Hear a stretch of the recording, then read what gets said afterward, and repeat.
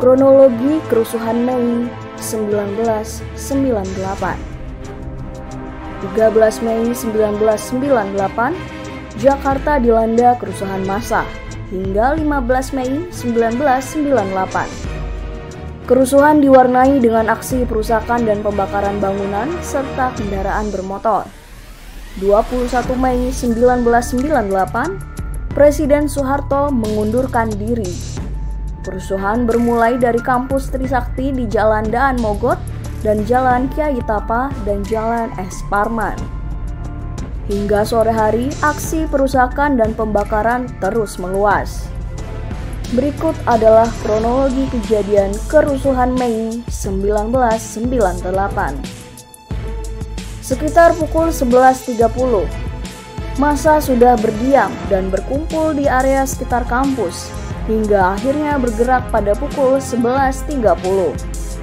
Massa adalah mahasiswa Trisakti. Beberapa teman Trisakti sempat gugur karena ditembak mati akibat aksi damai meminta reformasi. Sebelum bergerak, mahasiswa melakukan aksi berkabung untuk mengenang teman mereka yang gugur. Sekitar pukul 12.00, terjadi pembakaran truk sampah di dekat jalan layang. Massa melempari aparat dengan batu, botol, dan benda lainnya karena aparat memblokir jalan di depan Mall Ciputra. Aparat mengeluarkan rentetan tembakan peringatan dan gas air mata. Massa sempat mundur, namun kembali mengamuk dengan membakar dan merusak gedung serta mobil yang berada di Jalan Daan Mogot.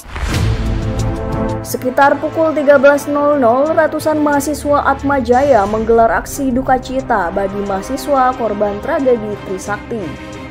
Berlangsung di Ben Hill dan Semanggi, depan kampus Atmajaya, namun Polri membubarkan dengan gas air mata yang dibalas dengan lemparan batu oleh mahasiswa Atmajaya. Sekitar pukul 15.30, 3 helikopter terbang rendah dan meminta massa untuk tidak berkerumun dan pulang ke rumah. Namun massa masih terus bergerombol dan aparat semakin bertambah lapisannya. Bentrokan antara aparat dan massa tidak dapat dihindarkan. Sekitar pukul 16.00, menurut para medis dari Universitas Trisakti, setidaknya ada 9 orang terkena tembakan. 3 diantaranya peluru karet, sisanya peluru tajam. Selepas pukul 18.00, massa semakin tidak terbendung.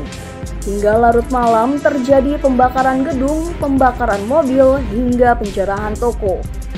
Suasana semakin mencekam karena lampu penerangan jalan dan gedung semua padam.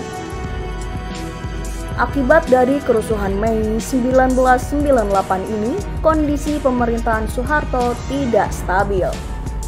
Massa terus bergerak ke arah gedung MPR DPR dan akhirnya gedung itu berhasil dikuasai pada 18 Mei 1998. Dan klimaksnya di tanggal 21 Mei 1998, Presiden Soeharto menyatakan mundur. Sepanjang tahun 1997 hingga 1998, Komisi untuk Orang Hilang dan Korban Tindak Kekerasan atau Kontras mencatat ada 23 orang yang dilaporkan hilang. Dari jumlah ini, 1 orang yakni Leonardus Nugroho Iskandar atau Gilang ditemukan terkubur di hutan Watu Ploso, Magetan, Jawa Timur dengan posisi tangan terikat ke atas dan 3 luka tembak, 2 di pundak dan 1 di ulu hati. Sementara 13 dari 23 orang yang dinyatakan hilang hingga hari ini belum diketahui keberadaannya, alias masih menjadi tanda tanya. Sejumlah rumor menyatakan beberapa dari 13 orang yang masih hilang telah tewas dibunuh dan jasad mereka dibuang ke laut untuk menghilangkan jejak. Hermawan Sulistyo, mantan aktivis Gerakan Reformasi 98 yang pernah terlibat aktif dalam aksi advokasi korban pelanggaran HAM oleh rezim Orde Baru, membenarkan isu ini. Yang paling banyak adalah penelusuran jejak-jejak ketika ditemukan mayat di sepanjang perairan, terutama di depan Kalianda, Lampung. Nah, itu tapi ya karena mayat-mayat itu rusak dan tidak ada satupun polisi yang berani melakukan uji forensik medis bagi mayat-mayat ini karena ya tidak bisa semua saling melindungi para pelakunya gitu. Ya, kita hanya mendengar kesaksian-kesaksian dari yang bawa, misalnya kapal yang dipakai segala macam gitu. Jadi kalau ada yang mendengarkan omongan saya ini pasti tahu kejadian itu gitu.